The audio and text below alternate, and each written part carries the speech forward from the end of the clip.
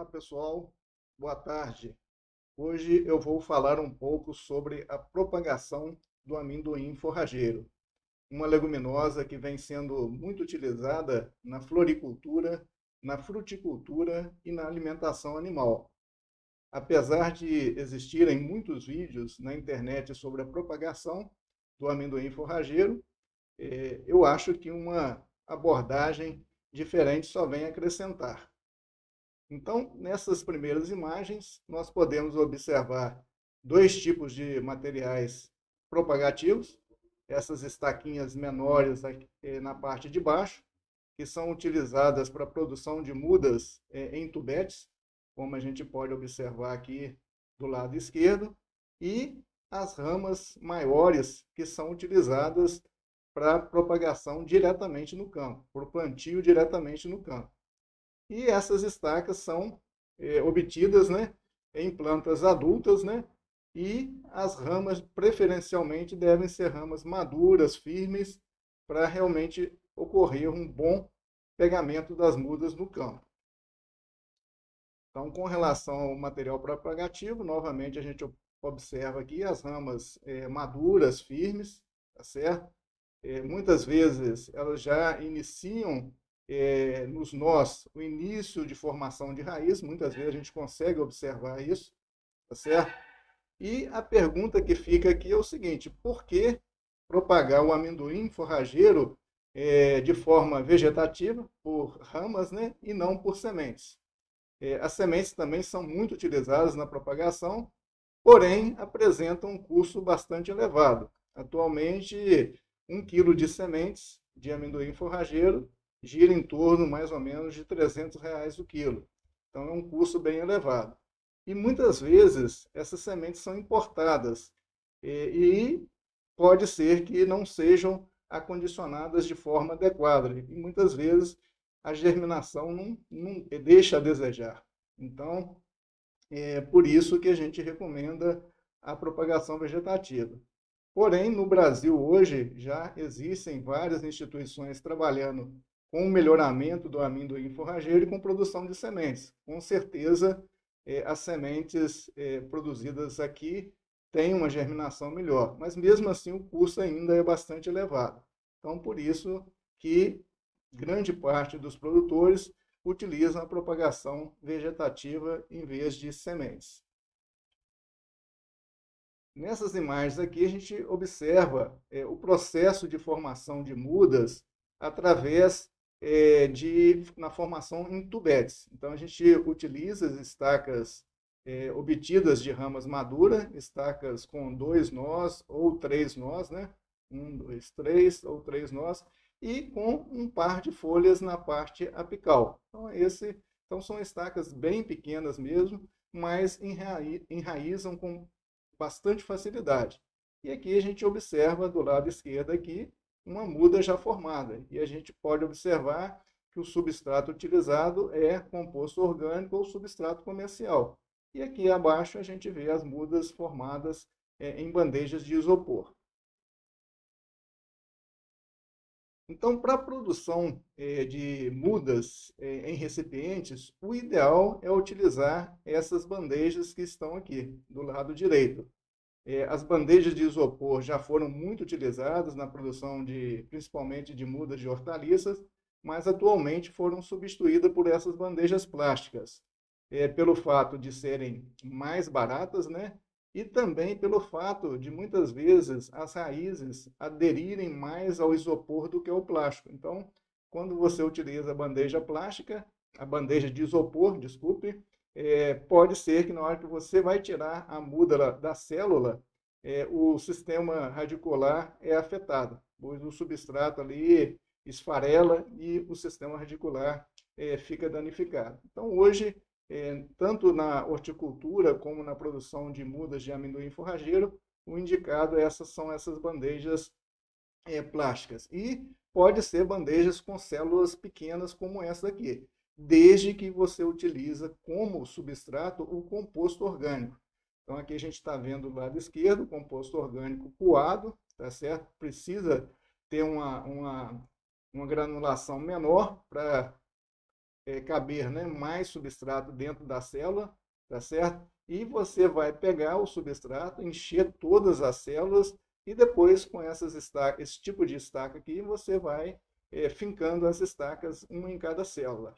Dentro mais ou menos de 40 a 60 dias, dependendo da época do ano, você já tem as mudas formadas, enraizadas, prontas para irem para o campo, tá certo? Essas bandejas de isopor permitem a produção de um grande volume de mudas em um pequeno espaço. Então, hoje, os viveristas estão utilizando muito essas bandejas, tá certo? Mas precisa de utilizar o substrato. Não tem como a gente utilizar a terra como substrato. Por quê? Se você utilizar terra, quando você for irrigar, a água não vai penetrar na célula, tá certo? Ela vai escorrer pela bandeja e não vai penetrar. Já o composto orgânico, não. O composto orgânico tem uma boa aeração, uma boa retenção de umidade.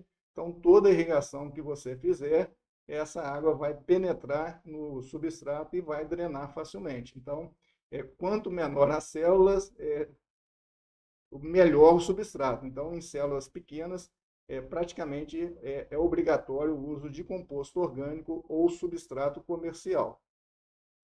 Então, aqui a gente vê na primeira foto ao lado esquerdo, uma muda já bem formada, que foi produzida nessas células plásticas, né? Tá certo? E na lateral aqui a gente vê as mudas que foram produzidas em bandejas de isopor. Então, o ideal é que essas bandejas estejam suspensas, não diretamente no solo, mas quando for feito no solo, o ideal é forrar o solo com a lona plástica. Então, você forra o solo para que, quando as mudas enraizarem, elas não entrem em contato com o solo. Então, você teria que ter uma lona plástica por baixo dessas bandejas para que o sistema radicular das mudas não passe para o solo, tá certo? E no caso de produção de mudas em bandejas plásticas ou de isopor, o ideal é que você faça a irrigação 2 vezes ao dia, tá certo? E proteja as bandejas, né, com um sombrite. Então, você está vendo aqui o sombreamento aqui da tela de sombrite, diminuindo a radiação solar. Então, inicialmente, o sombrite fica mais baixo e, à medida que as mudas vão desenvolvendo, a gente vai levantando o sombrite, tá certo? Então, não pode faltar umidade nos primeiros 2 meses de formação do sistema radicular da muda. Então, o ideal irrigar 2 vezes ao dia, deixar ali perto de casa, na varanda, onde pelo menos pega o sol na parte da manhã, e com isso você vai ter mudas facilmente. Aqui a gente mostra um teste que nós fizemos utilizando o composto orgânico coado como substrato e terra. Então aqui, ó, você pode observar que houve maior falha, né, no pegamento das mudas, pelo fato que eu comentei anteriormente, que a água ela não drena facilmente, ela não penetra facilmente dentro da célula. Quando a gente utiliza aquelas sacolas plásticas, né, de 2, 3 litros, que são maiores, tem uma área superficial maior, a água penetra com mais facilidade no substrato formado por solo. Mas no caso de bandejas plásticas, de tubetes, praticamente é obrigatório o uso de composto orgânico ou substrato comercial. Ok? O plantio no campo. Então, a gente vê aqui nessa primeira imagem pequena uma muda formada. Quando a gente vai fazer a propagação do amendoim forrageiro em áreas declivosas, né, em áreas inclinadas, geralmente essas áreas são mais secas, quase que obrigatório, não. O ideal é você usar mudas já com sistema radicular formado, porque essas áreas são mais secas, tá certo?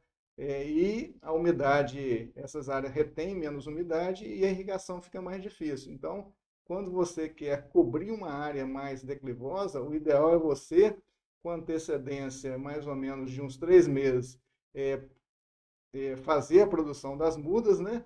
E no início das chuvas você fazer o plantio das mudas. E as mudas são plantadas geralmente no espaçamento de meio metro por meio metro. Então você vai fazendo covas pequenas, né? Não precisa ser cova grande, é covas praticamente que um pouco maior do que o bloco aqui que é formado pelo substrato, e realmente as primeiras semanas você tem que irrigar bastante, até o sistema radicular fixar no solo. A partir daí, você pode diminuir a frequência de irrigação, tá certo? Mas para áreas inclinadas, realmente o ideal é a formação, é o plantio de mudas já enraizadas, tá certo? Além da formação de mudas para o posterior plantio no campo, você pode fazer o plantio diretamente no campo. Neste caso, a gente utiliza umas ramas maiores, também ramas maduras, firmes. E neste caso, a gente elimina as folhas basais das ramas, né?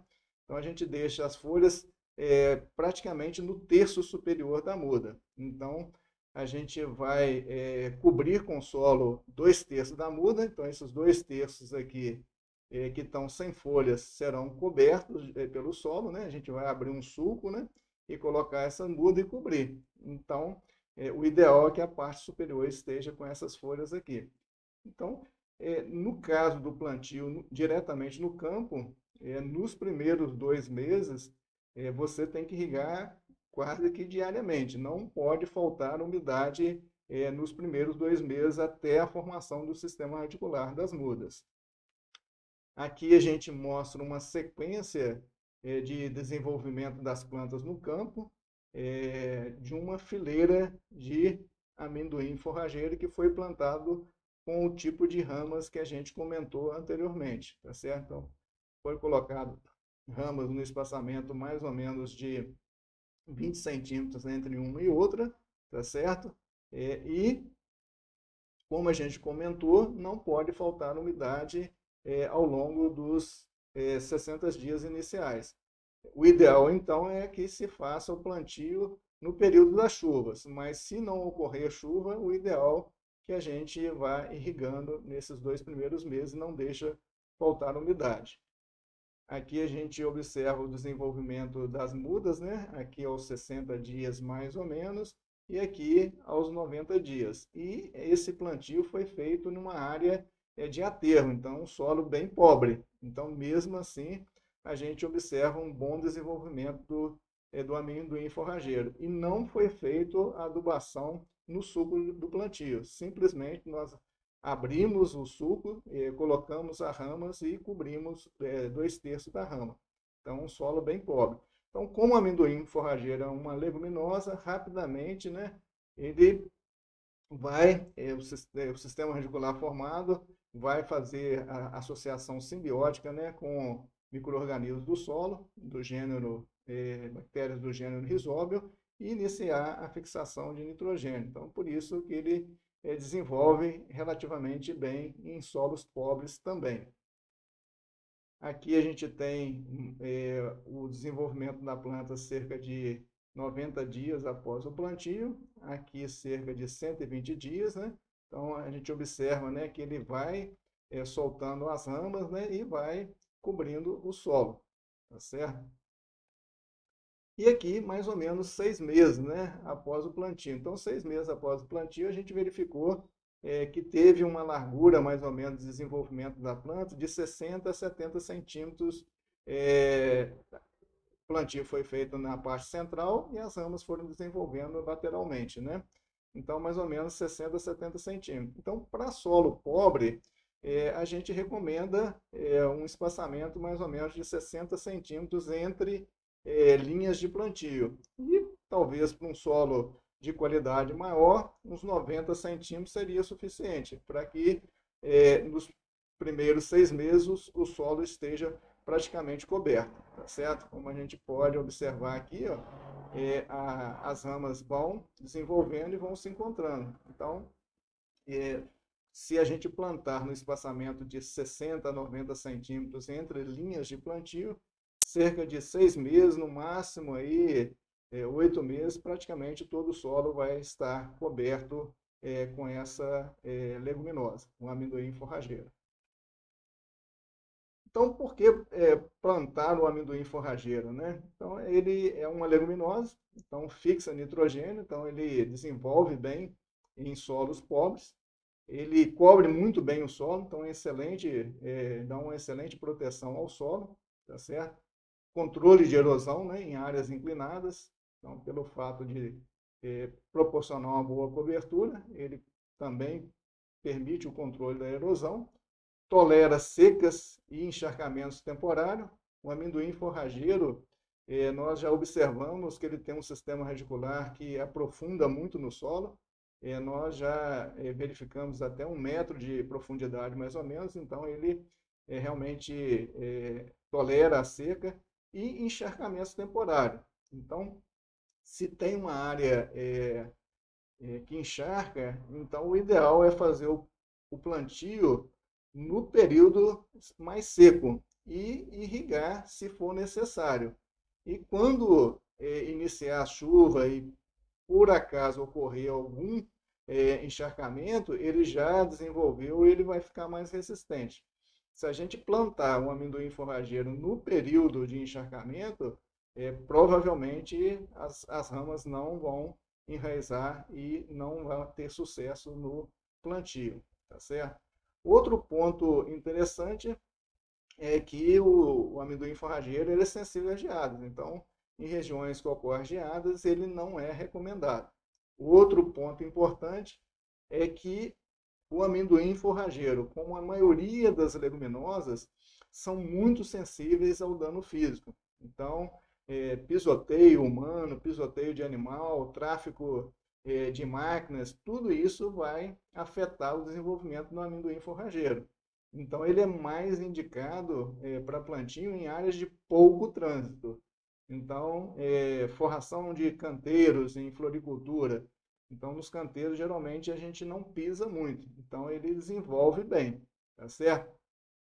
Então, na realidade, quando houver trânsito de máquinas, de pessoas, a gente tem que optar por gramíneas, que são muito mais resistentes aos danos físicos, né? Então, tanto é que todos os campos de futebol, né, são formados por gramíneas e ocorrem vários jogos durante a semana e a gramínea resiste muito bem. No caso das leguminosas, como amendoim forrageiro, não resistiria de forma alguma, tá certo? Outro ponto que a gente vai abordar em um outro vídeo é o uso da forração das entrelinhas de pomares com amendoim forrageiro. Isto, na minha visão, pode ter um problema, porque principalmente se os tratos culturais forem mecanizados. Por que isso? Nesse caso, com o tráfego de máquinas, o amendoim forrageiro vai sofrer bastante, em muitos locais vai morrer, e ele vai migrar lentamente para a linha de plantio e vai começar a competir muito com as culturas, com as fruteiras, né? Então a gente tem que ter bastante cuidado de utilizar o amendoim forrageiro em forração de pomares. Quando isso é feito, os cuidados têm que ser maior no manejo dessa leguminosa, tá ok? Mas a gente vai falar isso um pouco mais em outro vídeo. Bom, pessoal, são essas as informações iniciais sobre o amendoim forrageiro que eu gostaria de passar para vocês. Nós vamos preparar outros vídeos, né, sobre o amendoim forrageiro. No momento seria isso. Um forte abraço a todos e até um próximo vídeo. Obrigado.